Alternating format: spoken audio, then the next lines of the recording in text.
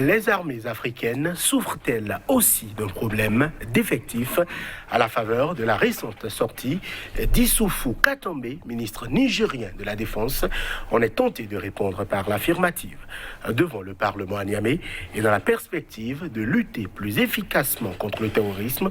Le Niger a ainsi décidé de doubler ses effectifs pour passer de 25 000 à 50 000 hommes au moins d'ici les 5 prochaines années.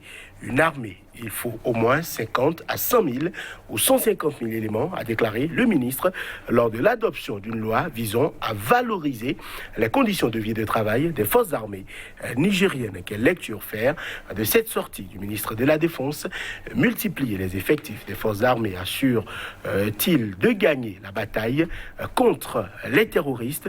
Que représente un tel projet en termes de coûts dans un pays qui paye déjà un aussi lourd tribut du fait du terrorisme? Niger, le régime veut doubler les effectifs de son armée. La solution pour enfin venir à bout du terrorisme, c'est le thème de l'émission du jour. Bonjour à chacun, bonjour à tous.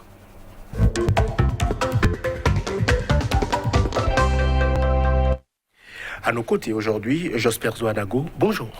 Confrère. Vous êtes journaliste, consultant en médias. Face à vous, Philomène Mdad, bonjour. Bonjour, cher ami. Vous êtes consultant en problématique du terrorisme, spécialiste des questions de protection et de sécurité. Le Niger entend donc, messieurs, doubler l'effectif de ses forces de défense et de sécurité. C'est une décision louable, n'est-ce pas, Philomène Mdad? Non, pas du tout. La quantité ne fait pas l'action. C'est plutôt la qualité des hommes. Déjà, cette décision-là, je me suis posé la question de savoir pourquoi elle vient en fin de mandat. Il faut se poser la question. Ils ont eu 10 ans, durant lesquels ils sont battus contre le terrorisme. Et c'est en fin de mandat maintenant que ce n'est pas une autre manière de vouloir siphonner un peu dans les caisses de l'État avant de s'en aller. Il faut être objectif quand on a les rênes du pouvoir en main. On ne vient pas en fin de mandat dire qu'il faut passer du simple au double. Et qui va payer ces militaires-là? Comment ils vont être payés? Encore qu'on sait que le Niger a tous les problèmes du monde, c'est l'un des États les plus pauvres. En tout cas, quand on prend les statistiques de la Banque mondiale et du Fonds monétaire international, c'est un pays qui a des besoins énormes. Mais même si on est confronté au terrorisme, si vous passez déjà du simple au double, c'est prendre la manne financière qui est liée à l'eau, l'électricité, à tous les besoins fondamentaux de l'homme pour aller combattre des délinquants qui se trouvent dans les déserts. C'est une décision irréaliste. Pour ma part, je pense que l'État nigérien ferait mieux d'aller dans la qualité, la formation, la qualité de ces hommes, et de les rendre opérationnels, que d'aller faire le nombre. Vous pouvez avoir 100 000 hommes et vous faire battre correctement. Ça ne veut rien dire. Alors, Joseph Zouanago, c'est vrai que le timing est peut-être sujet à controverse. Pourquoi doubler l'effectif des forces armées, on va dire, à un mois de la présidentielle? Mais je rejoins mon compatriote pour dire, mais c'est une aberration, parce que je voudrais faire une comparaison, même si ce n'est pas réel, mais je prends le cas du Nigeria, qui, en termes d'infrastructure, de sécurité, pour ne pas parler d'armée, est presque une puissance en Afrique. En matière de disponibilité, force navale, force aérienne, force terrestre et tout, le Nigeria n'est pas n'importe quoi.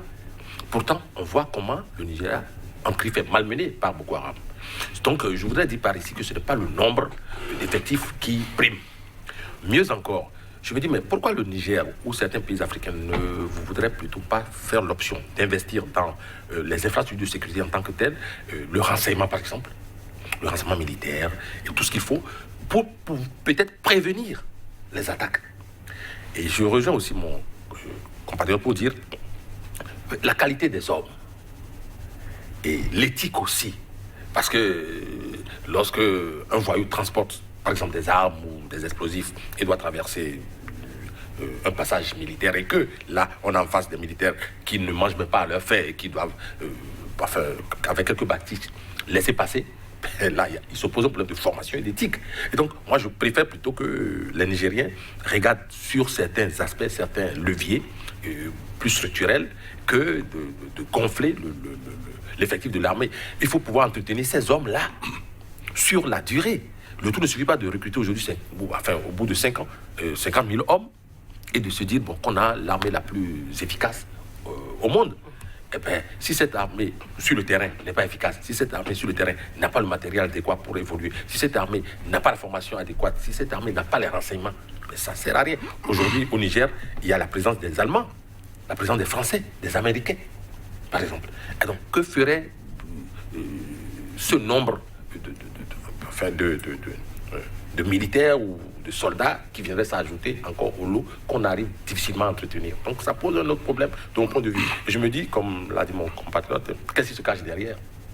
C'est la question qu'on peut se poser, parce que là, c'est de mettre les charrues avant les bœufs.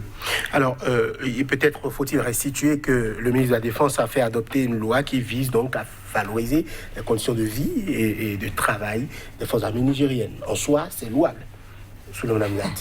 C'est une vue de l'esprit. Vous savez comment je ne fais pas dans la dentelle. Nous sommes à une époque où il faut savoir nous découdre avec certains chefs d'État qui s'amusent avec notre futur. Ouais. Moi, je me retrouve au seuil de mon mandat, et c'est là que je veux aller réformer une armée, je veux permettre à d'autres de... Depuis 10 ans, qu'est-ce que je faisais? Ça veut dire que je foutais que dalle, je faisais rien du tout, je ne m'occupais pas de mes hommes. Une armée, vous savez, il m'a été enseigné, quand j'étudiais, que la troupe est à l'image de son chef. La troupe, elle est à l'image de son chef. Si vous avez un bon chef d'État qui est concis dans son programme, qui sait ce qu'il doit faire, le pourquoi il le fait et pour là où il va avec, mais il y a des raisons que tout le monde soit bien au niveau de la troupe. Mais vous n'attendez pas en fin de mandat. Vous voulez faire de votre armée, vous voulez la quintupler, je ne sais pas combien, on veut en faire une armée pléthorique, d'hommes pléthorique, c'est-à-dire que l'armée est pléthorique. Et pour en faire quoi? Vous savez, dans l'armée, il y a des démembrements. Quand vous prenez une armée, vous avez l'armée de terre, vous avez l'armée de l'air, vous avez la marine, vous avez la gendarmerie ou la police selon les États. Mais dans chaque corps, vous avez des unités spécialisées. À la police, si je prends le cas de la police, vous avez la BAC, vous avez le RAID, vous avez l'USF, l'unité de surveillance des frontières, etc., etc. Mais ces hommes-là, il faut les spécialiser et voir par rapport à la situation géographique, n'est-ce pas, et géostratégique du pays, quels sont les points sur lesquels vous devez, n'est-ce pas, placer ce qu'on appelle des piquets, placer des unités, des casernes pour la défense opérationnelle du territoire. Vous ne faites rien de tout ça, vous réfléchissez à rien, vous prenez ce que le colon vous a ramené là, faites copier-coller, vous ramassez vous siphonnez les caisses de l'État et vous les faites. Le monde se réveille, hein. Le monde du 21e siècle là, il se réveille. Moi j'ai sillonné la sous-région là, cette dernière semaine. Il se passe des choses bizarres en Afrique, hein. Il va falloir que nos dirigeants réfléchissent, hein. Ils ne sont pas en avance sur les peuples. Les peuples aujourd'hui sont en avance sur les dirigeants. Et il va falloir qu'ils y réfléchissent. On ne vient pas en fin de mandat dire qu'on veut doubler le... D'abord, vous vous battez contre qui? Dites-moi, l'État nigérien se bat contre qui? Contre des gens qui sont au fin fond du désert là-bas. Vous ne connaissez même pas l'effectif. Monsieur Alaro, je vous déclare la guerre parce que je sais que je suis capable de la gagner. Je vous déclare pas la guerre parce que nous sommes en nombre ou bien parce que j'ai plus d'armes que vous. Je peux avoir plus d'armes et me faire corriger correctement. Les Américains face à l'Irak. Ils sont combien d'Américains avoir été sur le sol irakien? Vous savez quel est l'effectif de l'armée irakienne? Donc on ne nous amuse pas. Et maintenant on voit clair. On voit clair et on sait ce qui se passe. Alors, le ministre de la Défense a quand même expliqué que dans cette loi-là qui est donc passée au Parlement, il y a plusieurs volets. Outre le recrutement, il y a le fait d'améliorer les conditions de vie, et donc des militaires qui, vous l'avez souligné tout à l'heure, pouvaient être sujettes à des difficultés, avoir des besoins élémentaires. Tout ceci peut permettre, pourquoi pas, aux soldats de mieux se sentir dans sa peau, mieux vivre. Aussi permet, pourquoi pas, de bien faire son travail, parce qu'on sait que les forces armées ont des difficultés outre que ce que le peuple ressent pour faire leur travail de façon efficiente. Donc porter le nombre des militaires n'est pas la seule chose qu'entend faire le régime. Il y a de la formation, il y a de la prévention, il y a des unités qui seront mieux aguerries, il y a des instructions, tout ceci est prévu dans le programme en question. On est en train peut-être de parler du chiffre, mais il y a autre chose qui est prévu. Ce n'est pas que le chiffre qui est important. Est-ce que, quelque part, quel que soit le timing que vous décriez unanimement, est-ce qu'on ne doit pas au moins soutenir des initiatives qui visent à améliorer le devenir des hommes de rang?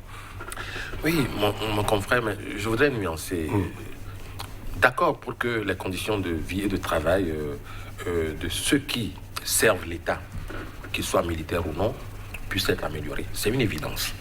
Que le Niger se décide à le faire, ce n'est pas une mauvaise chose que d'améliorer les conditions de travail. Ceci étant, je l'avais dit tantôt, et mon compatriote l'a dit aussi, Hamzat l'a dit tantôt, c'est-à-dire il faut avoir des forces armées bien équipées, bien formées, c'est-à-dire du personnel bien formé. Je voudrais m'amuser à dire, moi je ne suis pas un spécialiste de ces questions, mais je voudrais m'amuser à dire que si un soldat est bien formé, très bien formé, il vaudra 10, 15 fois 20 fantasmes. C'est-à-dire, c'est exact. Simplement.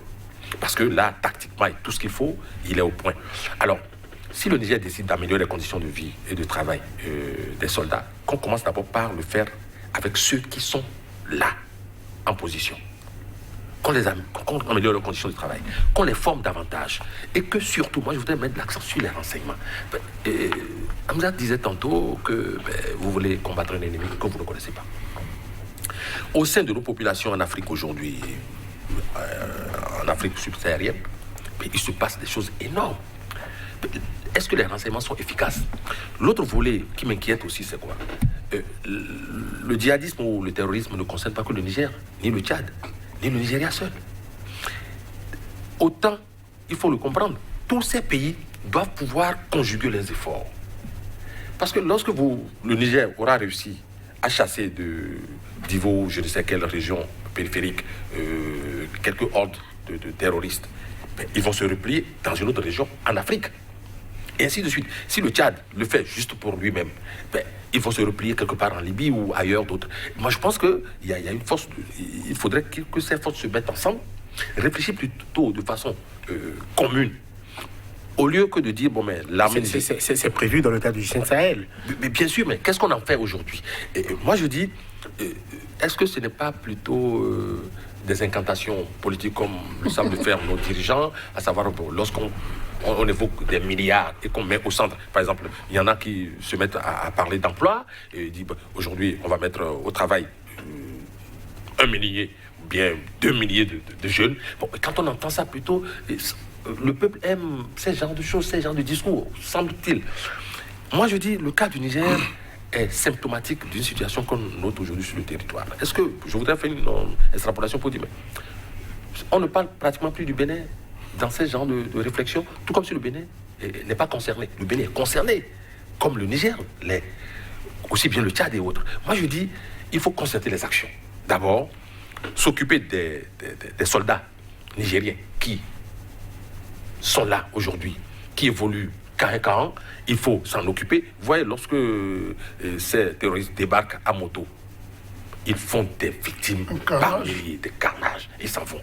Mais comment est-ce que cela se fait? Quelles sont les informations que détiennent les armées de la sous-région ou principalement l'armée nigérienne par rapport à ce qui concerne sa sécurité? Il vaut mieux plutôt travailler sur ces questions, me semble-t-il, y mettre les moyens qu'il faut, que de vouloir grossir le nombre des intervenants ou des militaires. Me semble-t-il. Moi, je pense qu'il vaut mieux plutôt être pragmatique que d'avoir de la propension dans les chiffres à augmenter le nombre, alors que le peu qui est là n'est pas encore entretenu. Alors, le ministre Katambe a quand même annoncé la multiplication des centres d'instruction militaire dans les 8 régions du pays pour former les nouvelles recrues et une augmentation du nombre des encadreurs militaires aussi. Il a aussi annoncé la création d'écoles de formation d'officiers et de sous-officiers. Une école d'état-major aussi sera ouverte dès janvier 2021. Votre lecture de ces mesures-là, prépare. Avant d'en arriver là, je voudrais rebondir sur ce qu'a dit mon co-débatteur. Je suis entièrement en phase avec lui. Le G5 Sahel, ça sert à quoi? Le G5 Sahel est opérationnel. Ah non, pas du tout. Pas du tout. Ils ne font aucun résultat. Vous tuez un margouillat, demain ils vous en fabriquent 10. Vous tuez un chef rebelle aujourd'hui, le troisième jour ils ont nommé un autre. À quoi ça sert de faire des actions spectaculaires? Moi, j'appelle ça des actions à sensation. Il n'y a aucune objectivité dans le combat du G5 Sahel. Et pour preuve, le président Déby Itno a décidé de créer, au niveau, avec un certain nombre de chefs d'État, de créer au sein de la force de l'Afrique une force interafricaine, n'est-ce pas, qu'ils avaient essayé de pousser en collaboration avec Barkhane et tout ce que vous connaissez. Mais il a vite fait d'avoir... Il y a eu un échec patent du fait de ceux qui viennent crier ici, là, oui, on va faire des dons, on va vous envoyer. Ils n'envoient que dalle, ils n'envoient rien du tout. Ils envoient du pain, de l'eau, des armes à leurs compatriotes pour se battre. Contre qui, on ne sait pas. Ils ont mis de ça, ils ont mis cela d'un côté. Le même Idriss Déby Itno, avec le président de l'Éthiopie et je crois du Cameroun, se sont mis ensemble pour créer une autre force. Non seulement elle est d'interposition, mais elle est d'intervention. Avec l'aval de l'Union africaine, dont le centre opérationnel se trouve au Cameroun. Mais vous avez remarqué que depuis un certain temps, mais les choses commencent pas à se mettre dans l'ordre.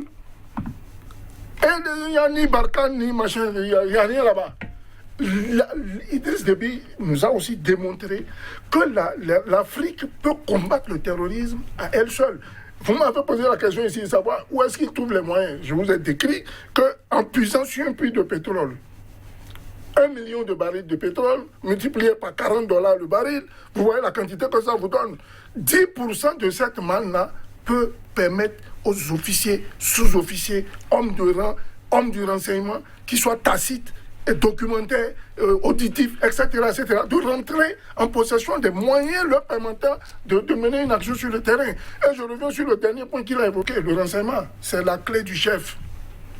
Vous n'êtes renseigné de rien, vous n'avez même pas la peine de rester dans votre fauteuil. Quittez le fauteuil, essayez de lire à une autre personne. Un homme averti en vaut deux, comme on dit. Pour revenir à votre question, il est où le problème d'aller créer des casernes maintenant? Le Niger a-t-il besoin de casernes? Les Nigériens ont besoin d'eau, ils ont besoin de nourriture, ils ont besoin de manger, ils ont besoin d'aller à l'école, ils ont besoin de se loger, etc., de se soigner. Les Nigériens n'ont pas besoin de militaires en nombre pléthorique. Ils ont besoin de militaires bien formés, aguerris et assermentés pour les missions républicaines. C'est de ça qu'a besoin le peuple nigérien.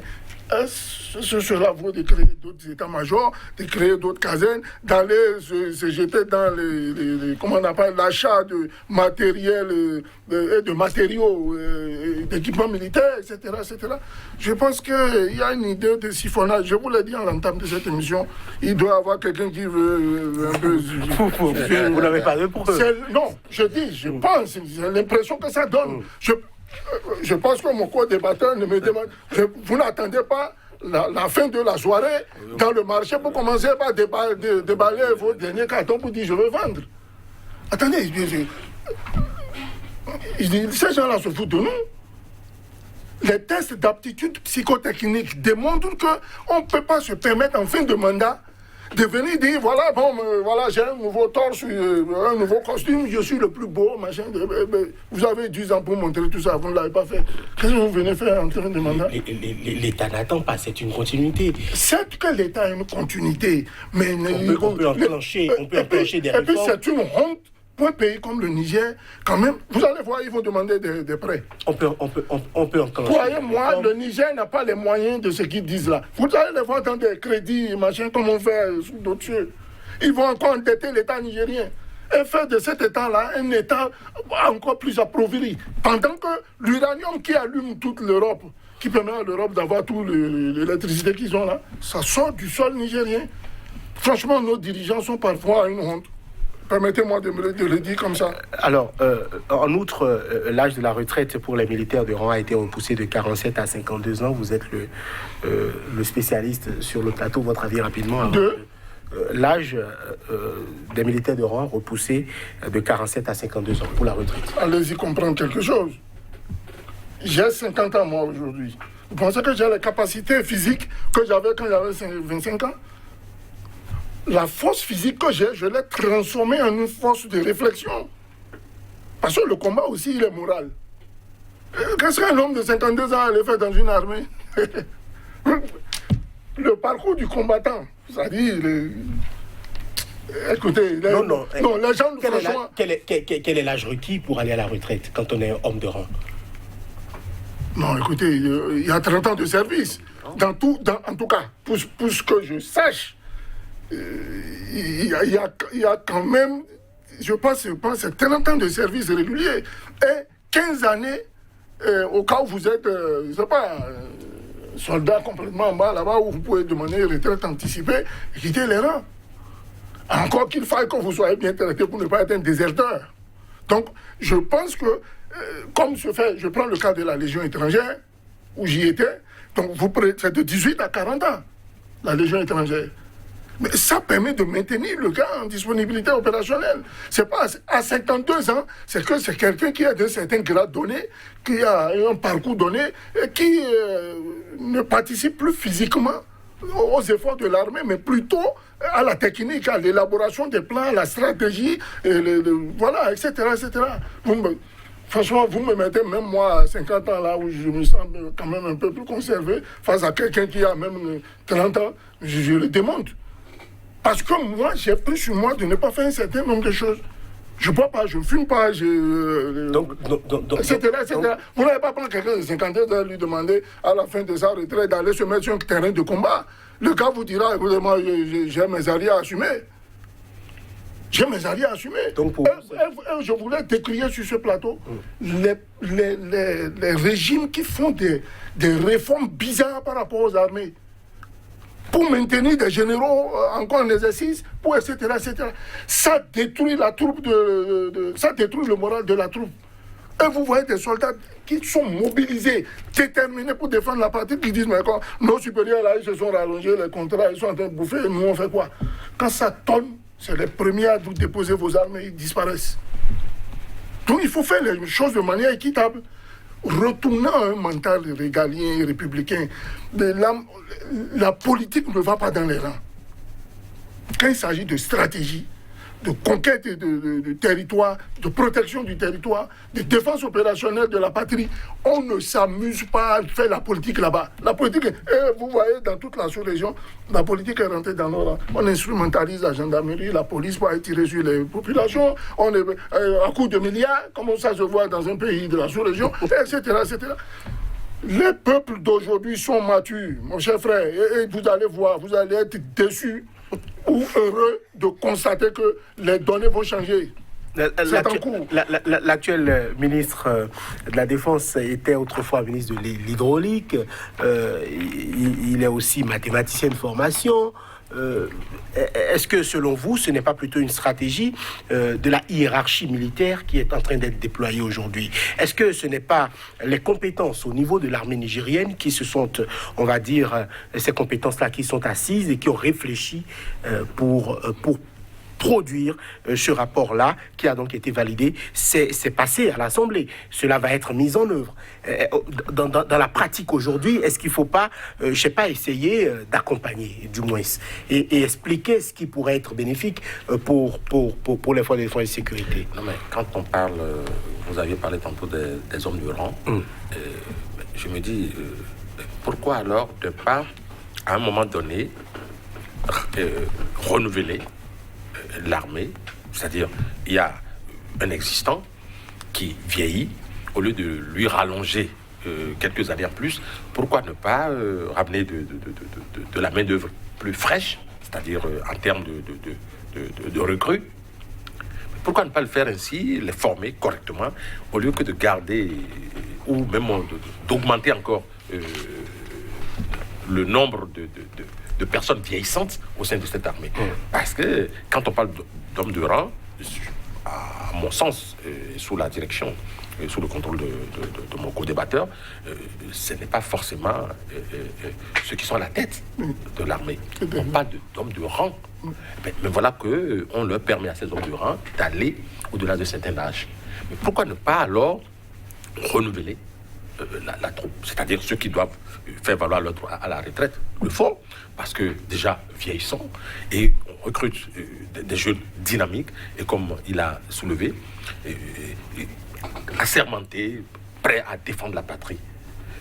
Bon, mais moi je pense que, mais à moins que l'on ne veuille faire plaisir à une certaine classe, d'où la politique qui s'incruste de force dans ce qui ne devrait pas être politique. Avant, on parlait de la grande muette, on dit l'armée doit rester dans les casernes. Ben, qu'est-ce qu'on fait? On lui fait appel aujourd'hui pour massacrer le peuple. Bon, l'armée, je dis bien l'armée, ce n'est pas la police, l'armée est régulièrement dans la rue. L'armée est sollicitée pour n'importe quoi aujourd'hui. Alors que les rôles dévolus à l'armée, on les connaît. Défense opérationnelle du territoire. On parle de l'armée. Mais aujourd'hui, l'armée, on rencontre l'armée un peu partout, dans les quartiers, dans les bas quartiers, tout le reste. Donc, ça a été dévoyé. Et je pense que cette réforme-là, parlant du Niger, cette réforme va dans le même sens que de la politisation, n'est-ce pas, de ce qui ne doit pas l'être. Il vaut mieux plutôt faire appel à des jeunes, les recruter, pour faire remplacer ceux qui sont vieillissants. Si vous me permettez, de manière technique, pour revenir aux jeunes dont vous parlez, quand on recrute quelqu'un, je crois, si je prends le cas de mon pays, c'est de 18 à 23 ans, oui, pour le centre de recrutement des armées. Quand vous prenez le monsieur, ça dépend de ce que vous voulez en faire. Tout à fait. Voulez-vous en faire un officier? Voulez-vous en faire un sous-officier, un homme de rang? Si nous prenons les hommes de rang, comme vous le dites, mais s'il a 30 ans à faire, il n'arrivera pas au grade de capitaine. Jamais. Il n'arrivera pas au grade de capitaine.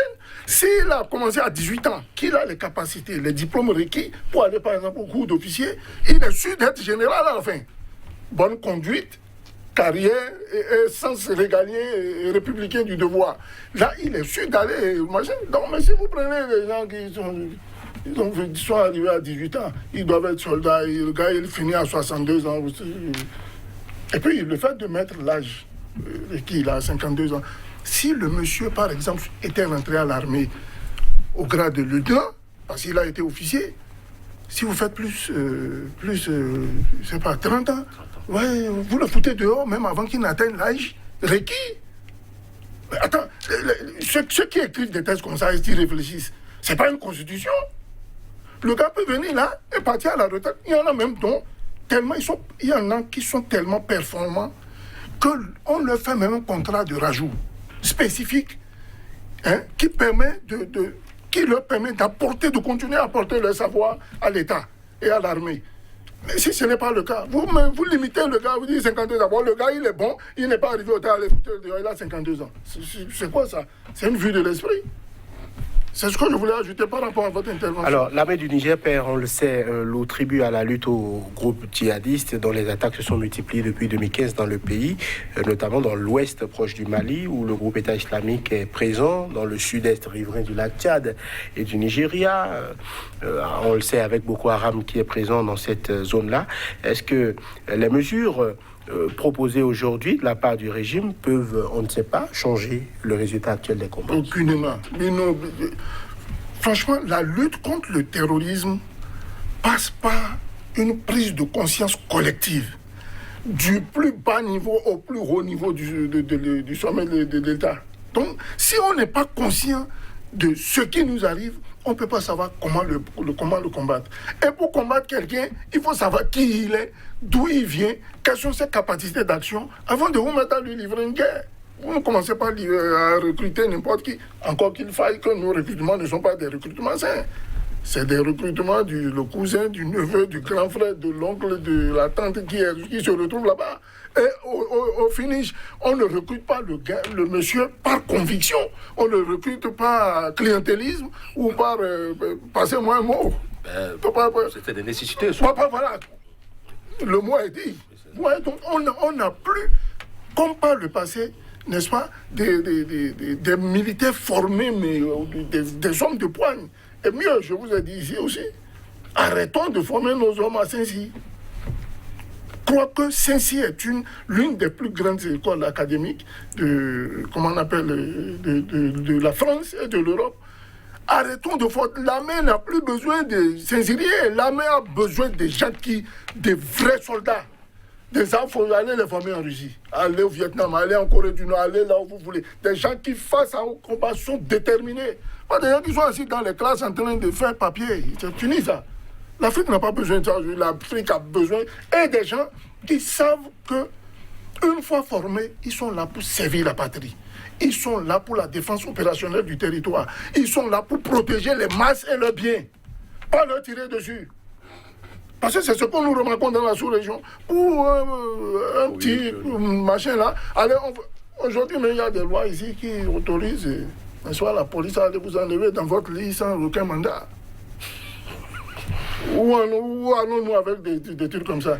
Vous dormez, vous êtes chez vous, je suis commandant, je ne sais pas quelle unité de la police. L'autre vient d'en haut d'aller soulever M. Pézos, alors je prends une équipe, je descends chez lui, alors qu'il est facile avec ses enfants, machin, le respect n'existe plus. Et quand vous enlevez un monsieur comme ça, devant sa famille, mais souffrez que ses enfants deviennent des rebelles. Et il prend la porte à côté, il se retouche chez Boko Haram, vous allez l'accuser? Nos États fabriquent Boko Haram. À travers ce cas-là, par exemple. Et je peux vous donner des cas spécifiques. Il y a le trafic d'or qui nourrit intensément, n'est-ce pas, la formation des djihadistes. Si en allant creuser l'or, vous les renvoyez, il faut quoi? Si le gars de Boko Haram dit venez, moi on va les chasser pour récupérer. Mais il souffrait qu'ils prennent les armes et qu'ils prennent l'argent et qu'ils aillent faire ce qu'ils doivent faire. L'insécurité, j'ai souvent dit que la sécurité vient de l'insécurité. La sécurité vient de l'insécurité.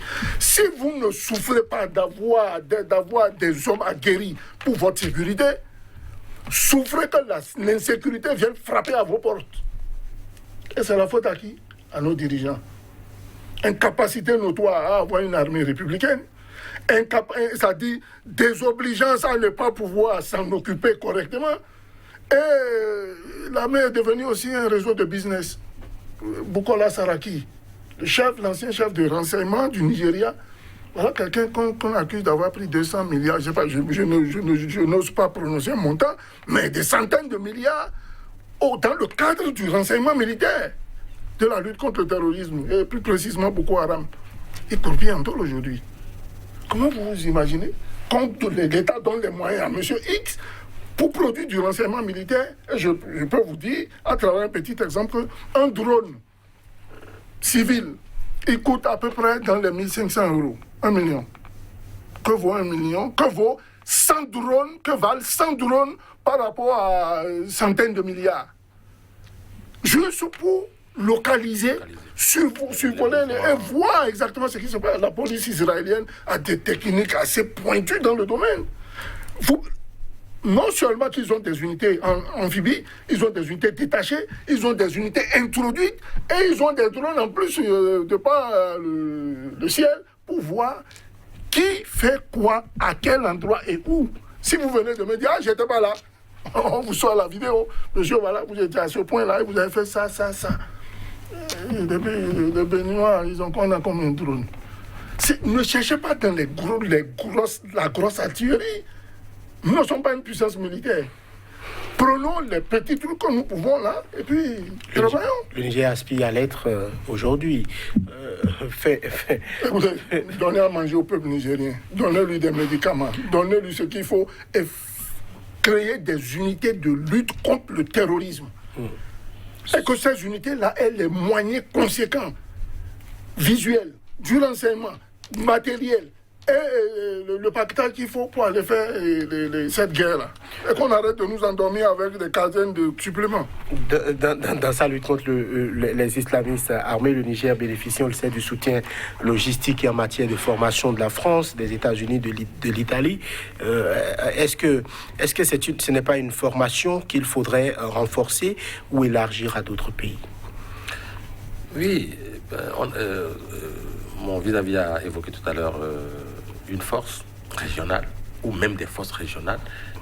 Moi, je crois que vu le fonctionnement ou le modus operandi du terrorisme ou du djihadisme dans cette région, je pense que les actions doivent être concertées. Et je crois qu'elles devraient l'être en principe.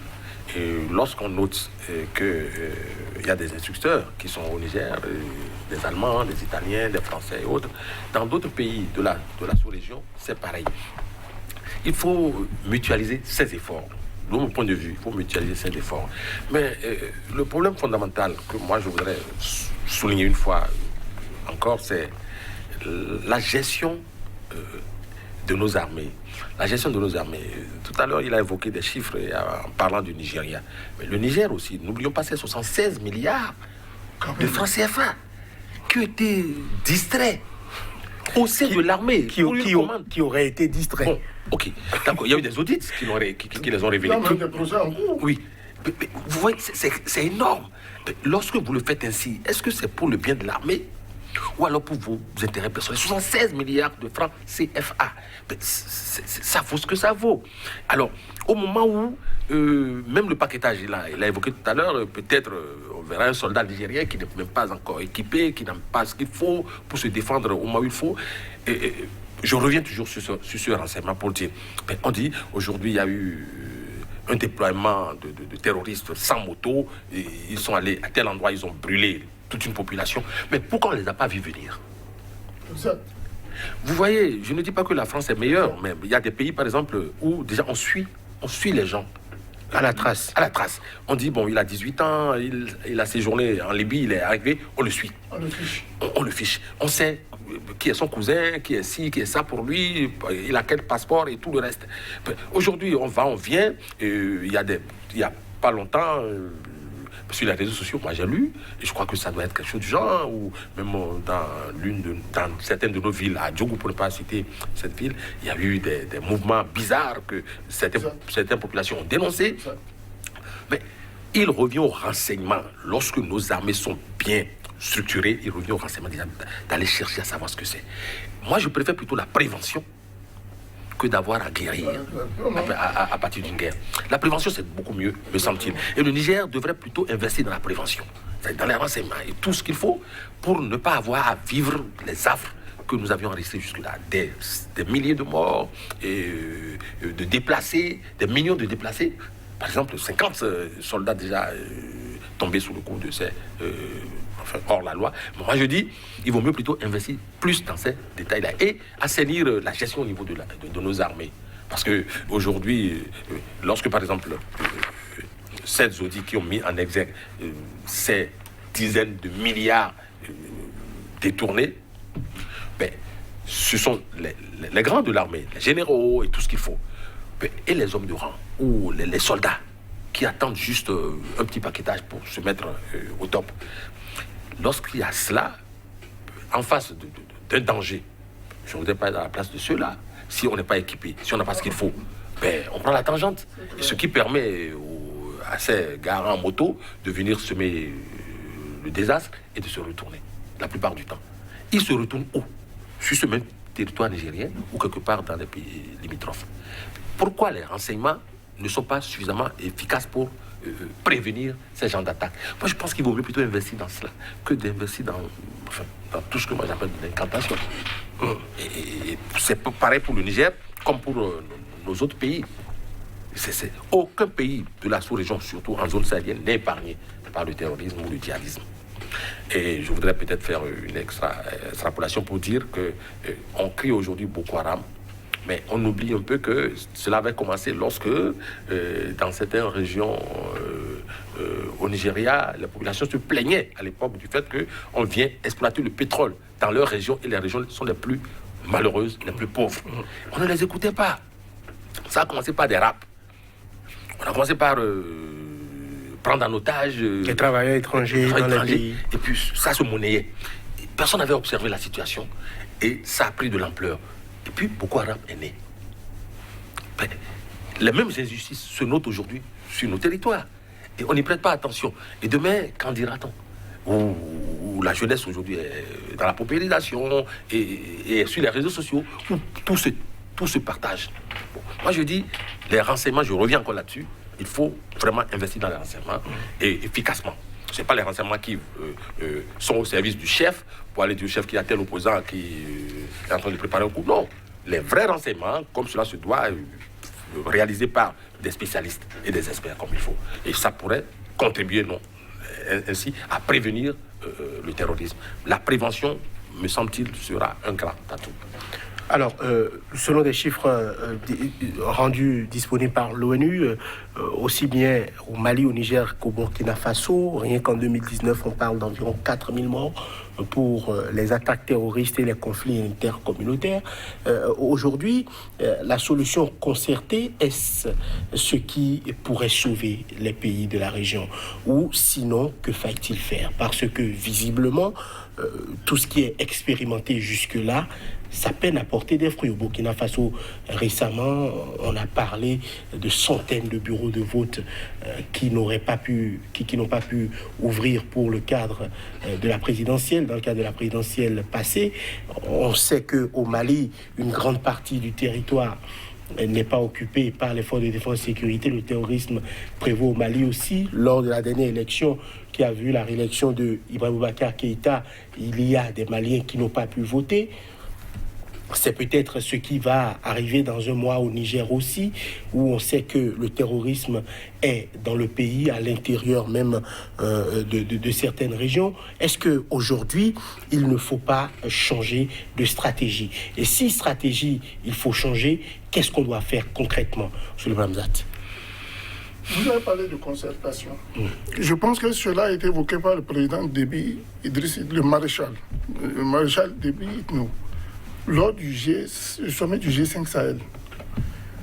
Il a dit de manière claire que le commandement doit passer par les Africains. Quand même, vous ne venez pas de loin me dire là où je vais mettre mon matelas, comment je gère ma maison, encore que vous ne la connaissez pas mieux que moi. Le deuxième, je vous ai dit, il faut y vivre pour savoir ce qui s'y passe.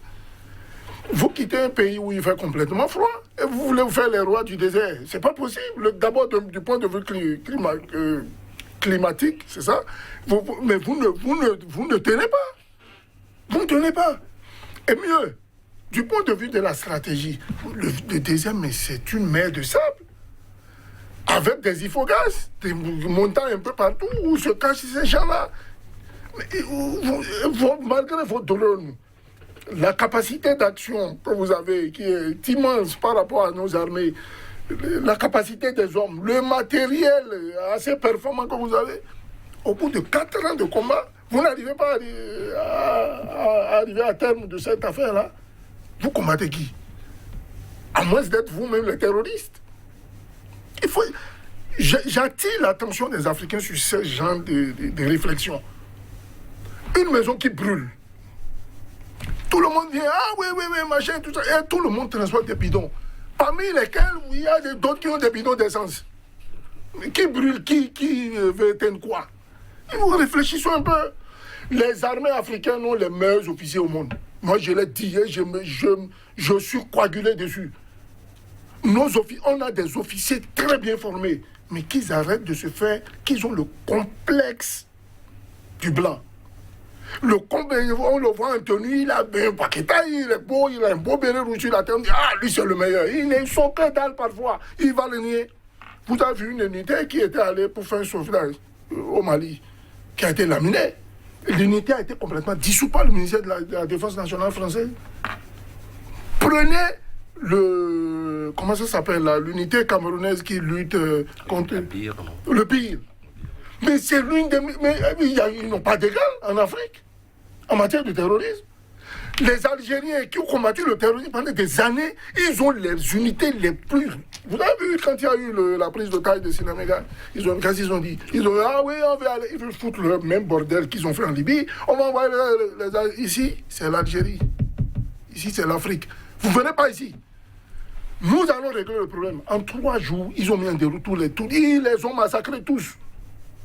Alors, si vous ouvrez vos portes sous prétexte qu'ils sont plus aguerris que nous, c'est des forces étrangères bien équipées, machin. Quand ils viennent, ils ne s'occupent pas de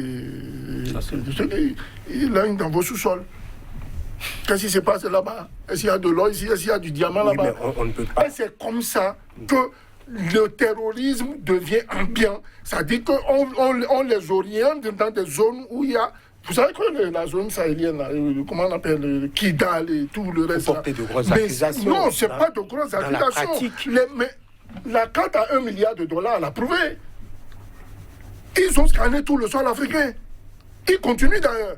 Et ils savent qu'à Gao, à Tombouctou, je ne sais pas, à Niamey, quelque part, ou je ne sais pas où, dans un coin du désert, là, il y a une quantité d'eau. Ici, il y a de l'or par là-bas, il y a du... Et ils nous envahissent avec des bases militaires. C'est en cela que moi je dis non.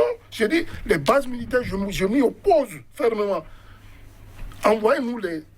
Mais pourquoi vous voulez venir nous défendre à notre place? Posons-nous des questions. Le problème terroriste, c'est un problème planétaire.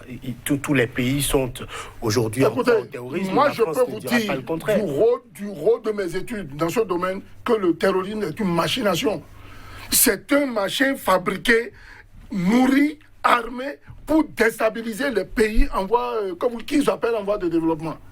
C'est eux qui nous appellent comme ça. Moi, je ne suis pas en voie de développement. Le terrorisme frappe aussi les États-Unis, le terrorisme frappe la France, le terrorisme frappe l'Allemagne. Tous les pays subissent. Donc, allez lire les conclusions sur la destruction du World Trade Center. Vous comprendrez beaucoup de choses. On ne dira pas que c'est un problème uniquement africain.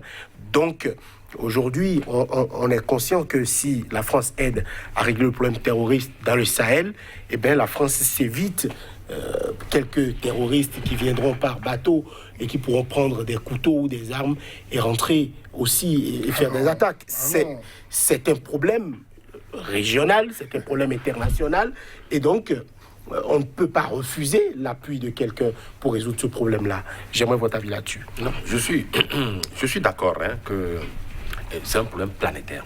Ça, on ne peut pas se le cacher. Sauf les pays qui sont presque à l'abri. Je dis presque à l'abri. On peut citer... Il y a une forme de terrorisme en Russie, par exemple. Cependant, on a vu que la Russie est de moins en moins confrontée à ce problème de façon externe, c'est-à-dire la Tchétchénie et consorts. Par contre, on note fréquemment, il faut le reconnaître, que, par exemple, les pays d'Europe et d'Europe du Nord, par exemple, sont régulièrement attaqués et par des sujets souvent par des autochtones et souvent aussi par des sujets étrangers. Je suis tout à fait d'accord que c'est un problème planétaire, mais je voudrais aussi dire que dans le cas d'espèce, il nous revient au niveau de l'Afrique et surtout de la zone que nous appelons la zone sahélienne, d'être beaucoup plus pragmatique. C'est-à-dire, aujourd'hui, il l'a dit un peu, là, déjà en évoquant le mimétisme que nous notons au niveau de nos armées. Je suis aussi d'accord qu'au départ, il faut former nos forces. Mais il n'y avait pas, là, moi, c'est mon constat, il n'y avait pas, me semble-t-il, des centres réputés tels dans la sous-région, me semble-t-il, je ne suis pas un spécialiste du domaine. De lutte contre le terrorisme. Voilà, de lutte contre le terrorisme. Ou des centres de renseignement, véritablement. Parce que la plupart du temps, il a parlé tantôt de drones, il a parlé tantôt de matériel adéquat et efficient pour faire ce genre de travail. Oui, malheureusement, ou c'est les Nations Unies qui initient des actions, ou c'est la France, ou c'est l'Allemagne et autres. Mais nous, dans quoi on investit? C'est-à-dire, je parle de nous, Africains, dans quoi on investit pour être au même niveau? Ceci dit, si aujourd'hui, il y a une technologie, il y a une démarche qui peut concourir, n'est-ce pas, à contribuer, à freiner le terrorisme, et que ça vient de la France, je suis preneur. Que cela vienne de l'Allemagne, je suis preneur. Les Africains devraient pouvoir faire les choix les plus conséquents. Mais il y a que moi j'observe ceci. Le Français qui débarque, n'est-ce pas, de sa France avec tout ce qu'il faut, le paquetage et tout, ce n'est pas évident qu'il puisse connaître ce qui se passe au fin fond du Ténéré, de telle autre ville en profondeur du Niger ou du Tchad, à Béché et autres. Il n'y a que les Camerounais, il n'y a que les Tchadiens, il n'y a que les Béninois, il n'y a que les Nigériens qui maîtrisent ces zones. Quel est l'état d'esprit aujourd'hui de ces troupes-là sur le terrain?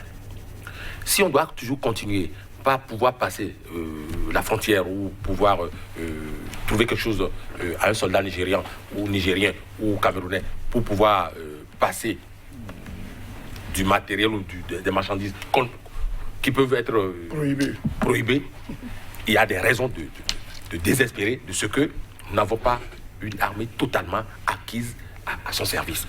Et moi, tout est parti de là. Et je reviens toujours sur ce renseignement pour dire, mais si nous avions des services efficaces, stratégiquement efficaces en termes de renseignement, on peut déjà prévenir certaines de choses. On n'aurait pas besoin, si les autres armées viennent nous apporter leur secours, qu'elles se replient.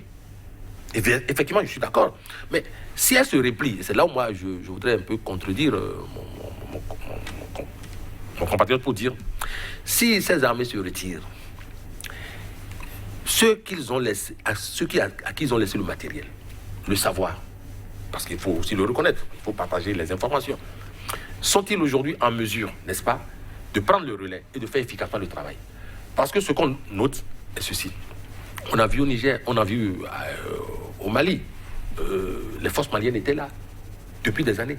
Pourtant, il lui fallut que les Français viennent les seconder.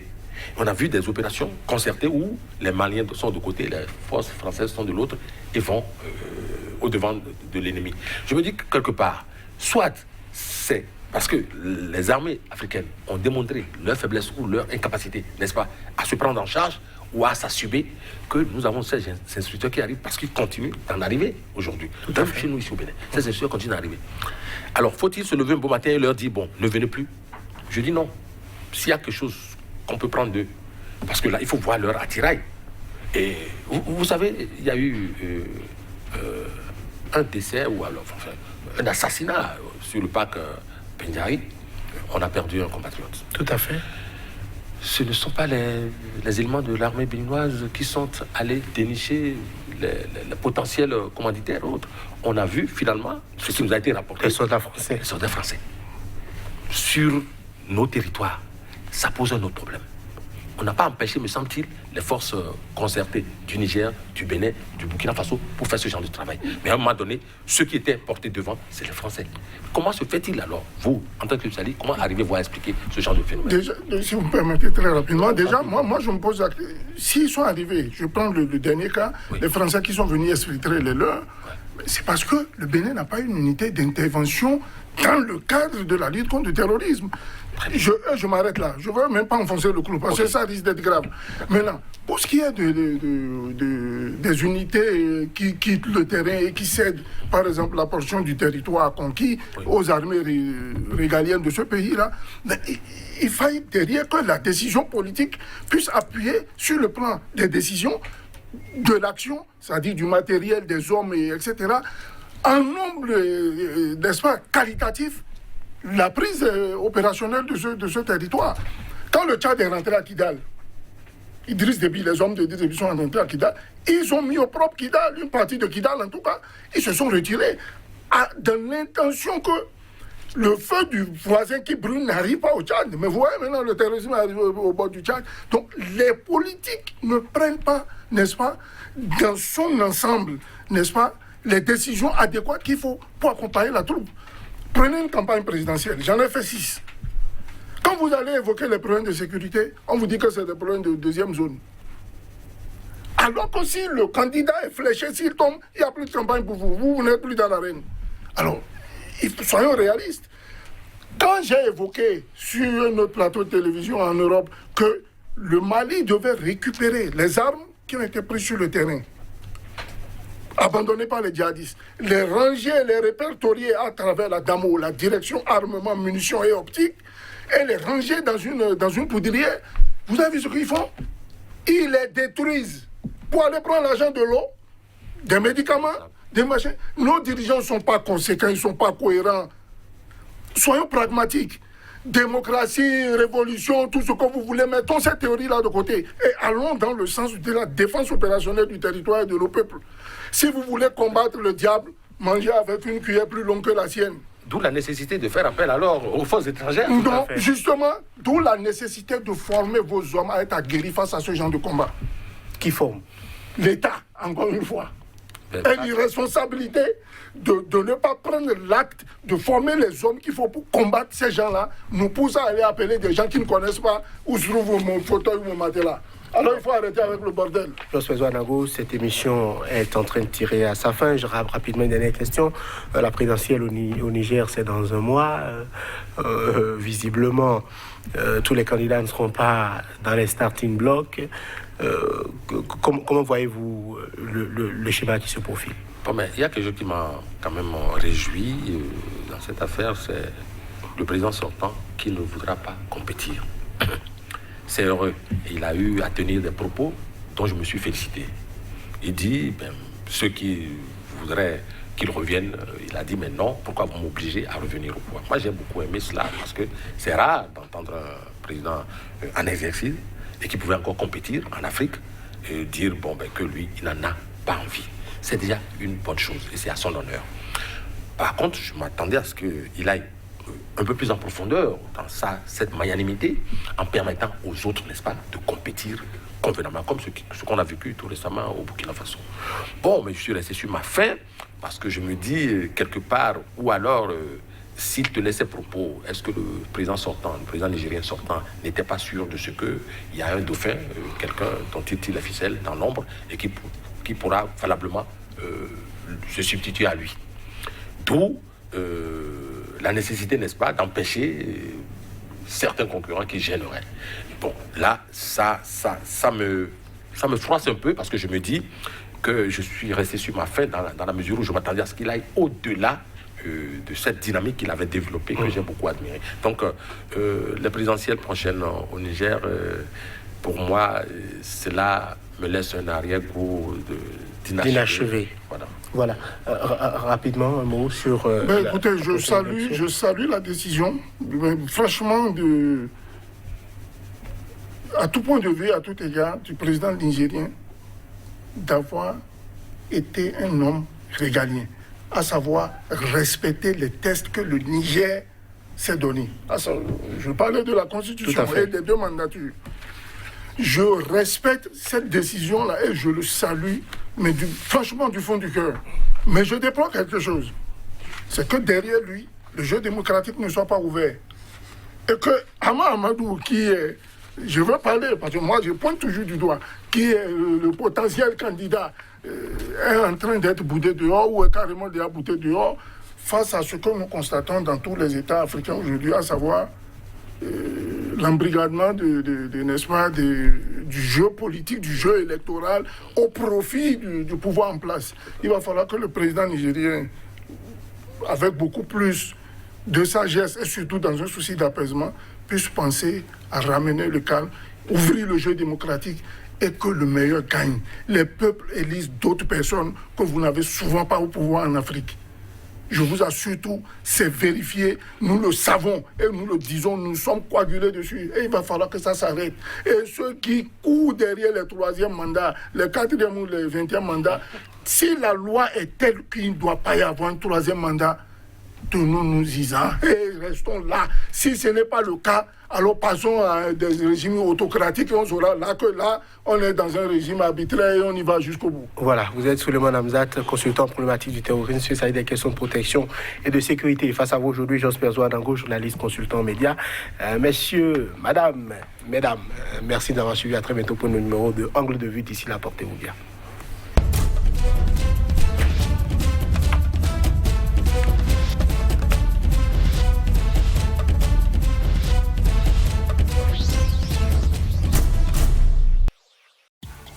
Voici enfin le vrai visage des informations d'un continent africain qui bouge. L'Afrique, continent de l'avenir. Les grands investisseurs vous diront qu'investir en Afrique, c'est investir pour un avenir radieux.